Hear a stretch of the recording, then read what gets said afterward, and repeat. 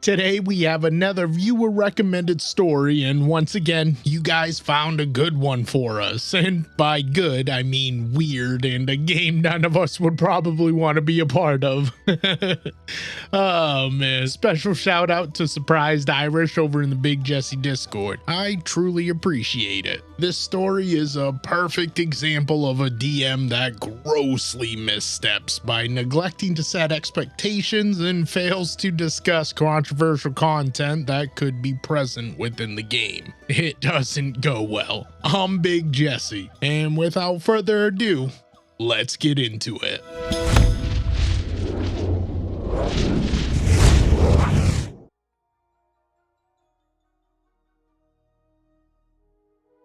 So this just happened, and I'm still processing the situation.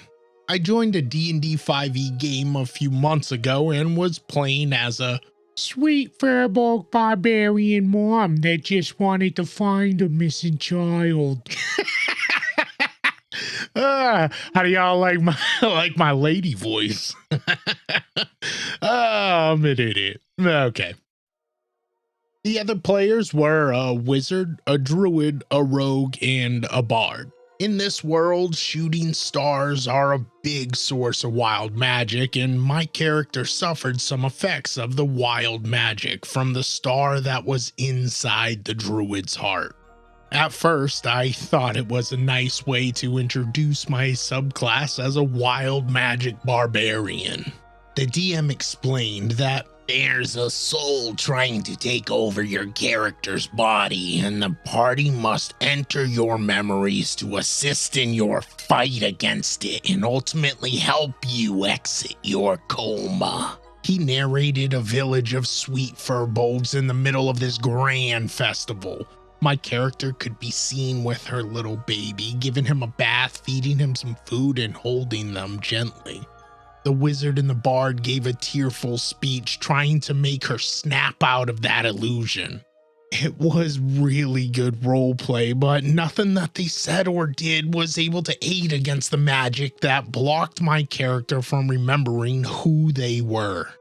Okay, so with what they told me, do I see something strange in my memories that would help indicate the other soul that was trying to take over my body? You sense something weird coming from your baby. Okay, I want to take a closer look at him. It's the image of your son, but the soul is trapped within. You need to kill it.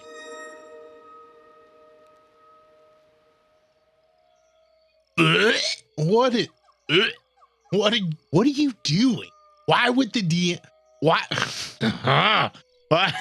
I don't understand why the DM went this route.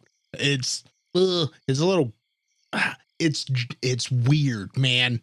You're asking a player to pretend that their character's going through this thing where their perceived reality is that they have to kill their own baby. That's gross. That's messed up. You should have never blindsided somebody with such a weird thing. Okay. Let's get back into it.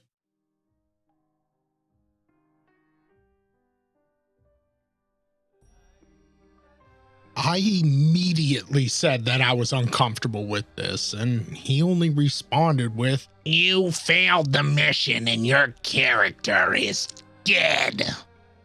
I developed a nasty headache and my throat got sore, so I left and went for a walk, and the session ended. The other players argued with him while I was gone. Dude, the moment she said that she wasn't comfortable, you needed to stop, is what the rogue said. What could I do? My games are dark fantasy. I need the shock value. Besides, I've DM'd to other people similar stuff and no one complained. This is where I should note that it wasn't informed prior to the events that it was a dark fantasy game, but still, I told him that there was a limit to everything. On a side note, the same dude also tried to make an Egyptian character in my Pharaohs campaign when I specifically asked everyone to stick to the theme ancient Greek mythology. But that's a totally another story. In conclusion, I left this game and he got kicked from mine.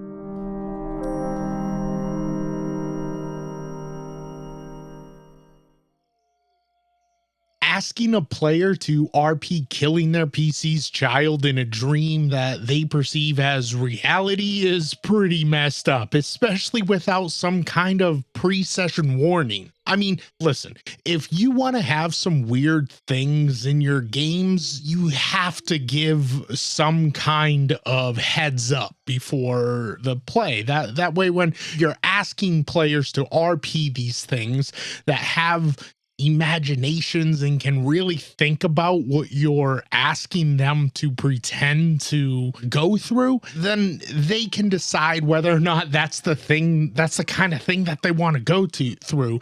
Now, if you and your friends want to sit around a table and role play some weird things and you all talk about it and agree to it, then go for it. I mean, there's nothing wrong with that. I don't want to be a part of a table that, you know, RPs this kind of stuff, but I mean, I'm sure there are plenty of people out there that do.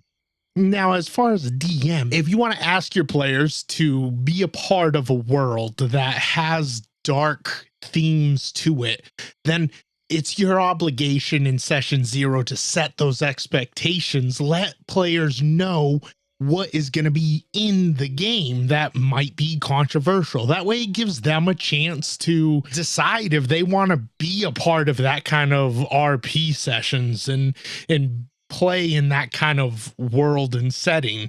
And, you know, then if not, they can back out and you guys can go your separate way because, you know, your games aren't going to be for everyone. And that's, you know, that's fine. And as long as you have the discussion ahead of time, then you can feel free to put what you want to put in your games. And now, here's the thing.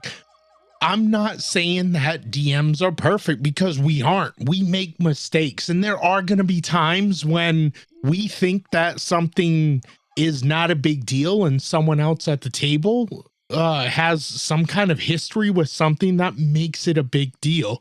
Now, where this GM really messed up and had a big misstep is when the player voiced that they were uncomfortable by content that was being brought up, and the GM just continued anyway. I mean, the player voiced that they were uncomfortable, and GM was just like, "Yeah, fuck you. Your PC's dead." That is messed up. Ignoring the player by continuing is a surefire way to break the player GM trust with everyone at the table. Now, it's our responsibility as GMs that when a player voices something that makes them uncomfortable and they feel blindsided by some kind of scenario, it's our responsibility to take a beat and address it. At the end of the day, we're all just here to have fun, and there are going to be some things that aren't fun for some people, and the same content can be fun for others. It's important to remain respectful and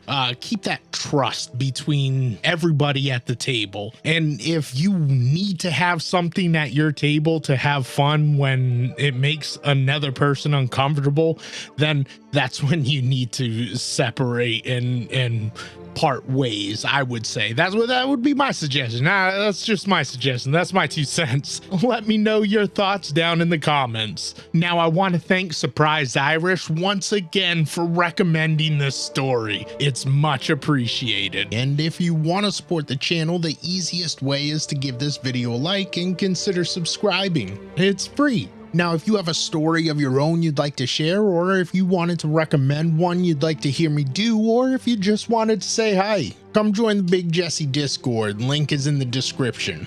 I'm Big Jesse, and thank you so much for watching. Later.